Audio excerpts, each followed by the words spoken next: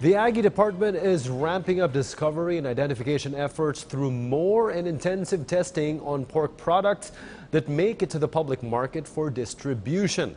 Meanwhile, the Department on Health assures the public for the nth time the hog menace is completely innocuous to humans, but warns against spreading the virus to echo Malacanang Palace's earlier call for more coordinated measures to control the virus, as summed up in this report from PTV's Clazel Pardilla. Hot dog, sweetened pork, and sausage links. Three of Grace Pineda family's staple breakfast items.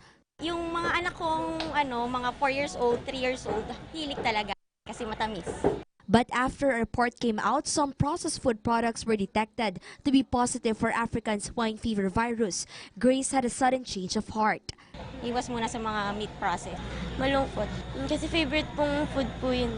Earlier, the Department of Agriculture admitted and seized processed meat products in Calapan, Mindoro, which tested positive for ASF.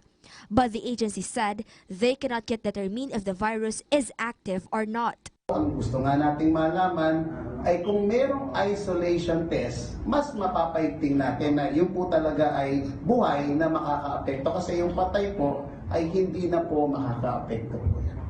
Most of the confiscated items are homemade and one branded pork product. Ang mahuli na ilagay po sa iisang sisidlan o lalagyanan. So from then on, there's a possibility, sabi ko nga po na nagkaroon ng cross-contamination. Maaring yung nandoon na isang kabahagi ay wala naman po na contaminate lang. Meanwhile, a photo circulating in social media allegedly shows the brand the DA tested. Mikani Food Product Corporation spoke out. Nagugulat po kami ngayon na lumalabas sa balita na confirm na yung ang may pinanggalingan. It might be, siguro, isa sa mga sample na halo-halo, but cannot be categorically state na kami ang source ng because of the process na ginagawa po namin sa kumpanya. The DA will conduct an isolation test to determine the activity of virus. Until the results have not been released, the DA will not name the brand and will not recommend to confiscate such items. The agency will conduct an investigation and will determine where homemade pork products are bought. The Agriculture Department warned hog raisers, traders, and manufacturers not to use contaminated hogs. The Department of Health reiterated ASF is not a threat to human health, but contaminated products should not be sold in the market as it is a violation on the Food Safety Act.